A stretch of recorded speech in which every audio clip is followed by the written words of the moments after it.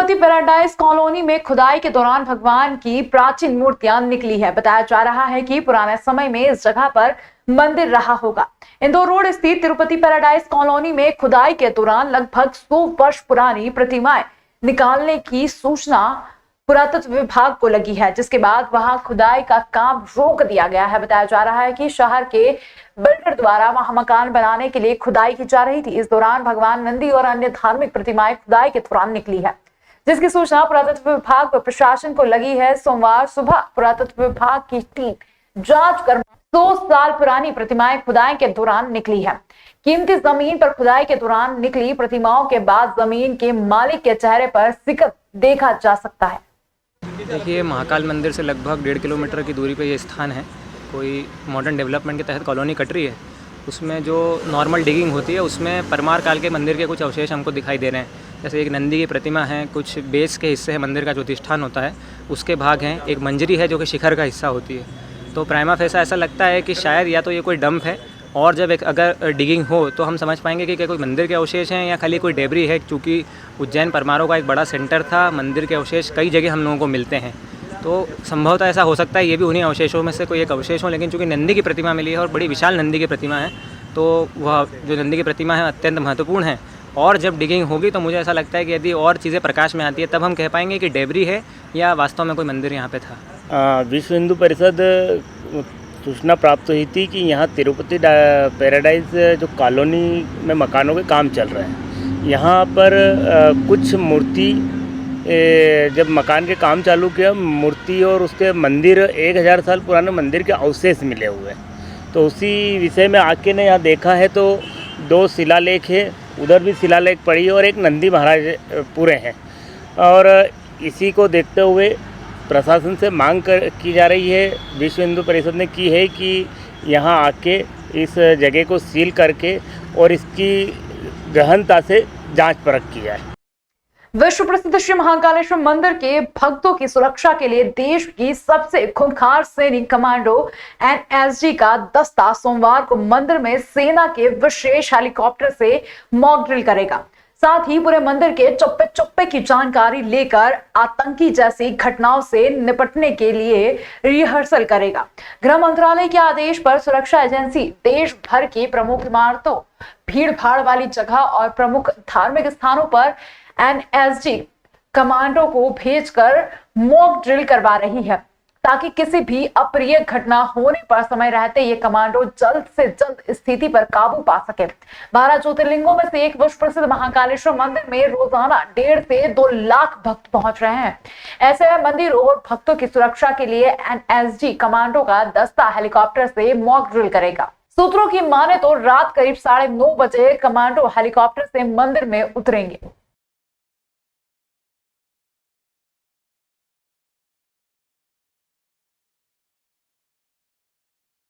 उज्जैन आए गोवा के स्वास्थ्य मंत्री ने भस्म आरती में भगवान महाकाल का दर्शन लाभ लिया। उज्जैन के विश्व प्रसिद्ध महाकालेश्वर मंदिर में बड़ी संख्या में श्रद्धालु बाबा महाकाल के दर्शन लाभ लेने पहुंच रहे हैं। इसी के चलते गोवा के स्वास्थ्य मंत्री विश्वजीत राणा ने बाबा महाकाल का भस्म आरती में दर्शन लाभ लिया है। मंत्री विश्वजीत राणा ने जानकारी देते हुए बताया कि विश्व में कल्याण की कामना करते हुए भगवान महाकाल का दर्शन लाभ लिया है। मंत्री ने सिद्धिविनायक गणेश मंदिर पर रक्षा सूत्र भी बनवाया।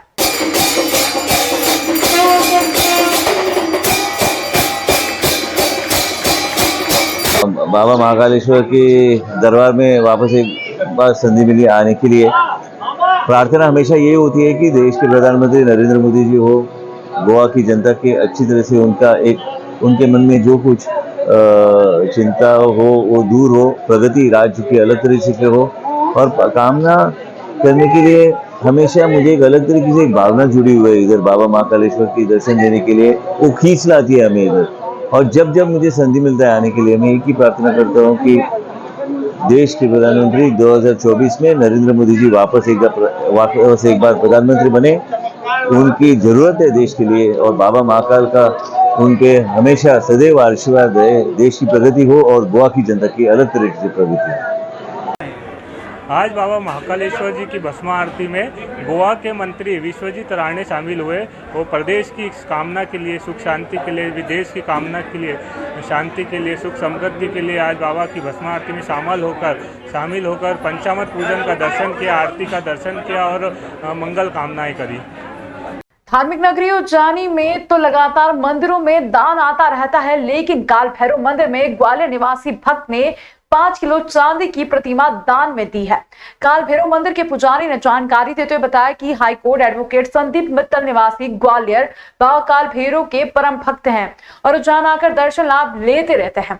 इस दौरान उन्होंने 7 लाख कीमत की प्रतिमा मंदिर में दान दी है। इस दौरान मंदिर प्रबंध समिति द्वारा भक्त संदीप मित्तल का स्वागत सम्मान किया गया।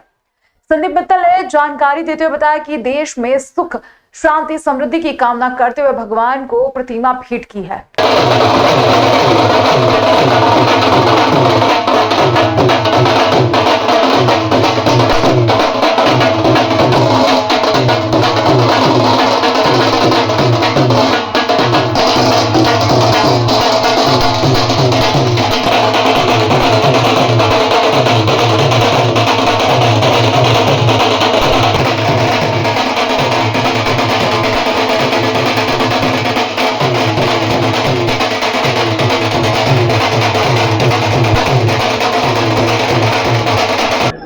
लगातार मित्तल साहब के परिवार से भगवान श्री काल भैरव को कुछ न कुछ सेवाएं मिलती रही, अर्पण करते रहे भगवान को। पिछली बार कुछ वर्षों पहले से जो है चांदी का तोरण वगैरह ये भी बनवाया है। भगवान की पालकी जो बनी है इनके माध्यम से ही जो है चांदी की पालकी बनी और आज जो है भगवान श्री काल भैरव जी का मुखौटा लाए हैं। वो जो है प्रतिदिन यहाँ पूजन व्यवस्था में रहेगा। बाबा इनकी सब मनोकामना पूरी करे, पूरे देश का कल्याण हो, विश्व का कल्याण हो, सनातन धर्म की जय हो और विश्व का कल्याण हो। ऐसी भावनाओं के साथ ये यहाँ पर ये पूजन हुआ है।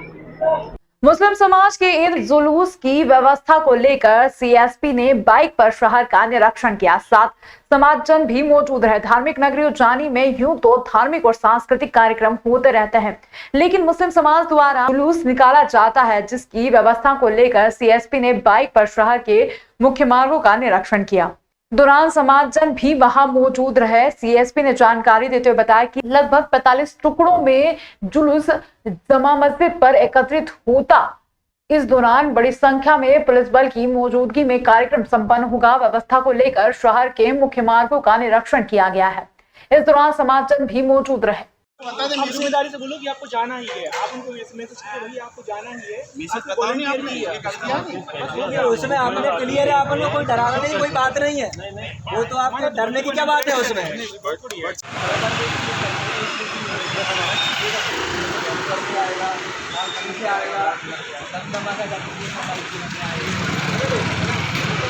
जैसे कि विदित है 28 तारीख को ईद मिलादुन नबी का जुलूस निकलना है शहर के विभिन्न मार्गों से। तो अभी जामा मस्जिद से लेके और इसके सारे रूट का निरीक्षण पुलिस बल के साथ में किया गया है, जिसमें इसके आयोजक गबू बाबा भी शामिल रहे। अभी जैसे कि दिन में मीटिंग हुई थी, उसमें कुछ पॉइंट बताए गए थे। कुछ स्थानों पर अतिरिक्त लाइट की आवश्यकता है, कुछ पर अतिरिक्त कैमरे की आवश्यकता है, कुछ स्थानों पर रोड ठीक करवाने की जरूरत है। तो उन स्थानों को देखा गया और भौतिक रूप से उनको निरीक्षण करके नोट डाउन किया गया है। और निरीक्षण में पता चला है कि टोटल 85 स्वागत मंच लगने वाले हैं। तो उन पर भी कैसे बल तैनात रहेगा और वॉलंटियर्स तैनात रहेंगे, इसके संबंध में आयोजकों से चर्चा की गई है। ईद मिलाद के मुबारक महीने में निःशुल्क होम्योपैथिक हेल्थ कैंप का आयोजन किया गया। मदरसा जामिया मुगीसिया रजविया अहमदनगर उज्जैन पर खिदमत वेलफेयर फाउंडेशन सोसाइटी और फलाह एजुकेशन सोसाइटी की तरफ से रखा गया है, जिसमें दिल्ली से डॉक्टर सैयद फजलुल्लाह चिश्ती द्वारा स्वयं कैंप में 60 से ज्यादा मरीजों की बीमारियों का इलाज किया गया, जहां निःशुल्क दवाइयों का भी वितरण किया गया। कैंप में सांस की बीमारी, लकवे की बीमारी, कैंसर, हाथ में सूजन आना, माइग्रेन जैसी कई बीमारियों से ग्रस्त मरीजों का इलाज किया गया। संस्था का उज्जैन में पहला कैंप था। संस्था के फिरोज खान ने जानकारी देते हुए बताया कि आगे भी ऐसे आयोजन होते रहेंगे। आयोजन में मुख्य रूप से अंसारी, शमशेर शेख, मोइन खान, रियाज खान, अफसर शेख, अयाज खान, परवेज खान, फहीम कुरैशी शामिल हुए।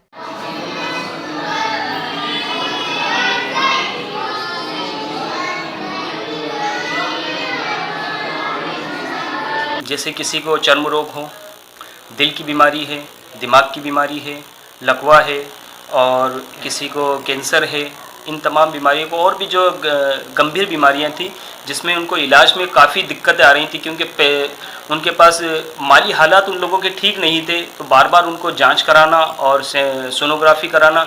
और वैसे भी विश्व के अंदर हमारा उज्जैन और हिंदुस्तान के अंदर आयुर्वेद में और होम्योपैथ में मशहूर है और हमने उसी को मद्देनज़र रखते हुए होम्योपैथ से उसका इलाज जिससे मुमकिन है वो होगा और उससे फ़ायदा पाएगा। जी, मेरा नाम मोहम्मद अशफाक अब्दुल करीम कुरैशी, मैं यहाँ तकरीबन 15 साल से खिदमत अंजाम दे रहा हूँ और ये इदारा भी करीबन 15-16 साल से गरीब बच्चों की तालीम में आगे बढ़ा और इसी को काम को आगे बढ़ाते हुए हमने खिदमत वेलफेयर फाउंडेशन को कायम किया ताकि हम मानव की अच्छी से अच्छी सेवा कर सकें और यही हमारा मकसद है, यही मकसद इदारों का है, यही मकसद हमारी मानव फलाह एजुकेशन का है और वेलफेयर फाउंडेशन का है।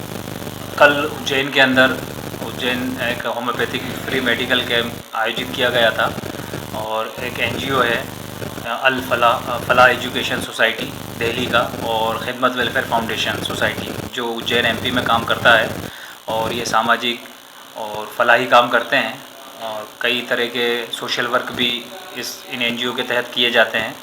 कल उसी के तहत जो एक अभी जो महीना चल रहा है ईद मिलादुन नबी का, इस महीने के मौके पे एक कैंप आयोजित किया गया था। ये उज्जैन में आगर रोड पे मदरसा है जामिया मुगीसिया रज़विया, इसके प्रीमाइसेस में। इस कैंप के अंदर जो क्रोनिक डिसीज़ वाले पेशेंट थे, करीबन 60 पेशेंटों को देखा गया। एक दिल्ली से डॉक्टर आए थे और दवा भी उनको मुफ्त में दी गई और उद्देश्य यही था कि जो क्रोनिक डिसीज़ जो हैं उसका इलाज होम्योपैथ के अंदर बहुत अच्छे से है, तो उसी को मद्देनज़र रखते हुए ये इलाज उनका किया गया। कितने वर्षों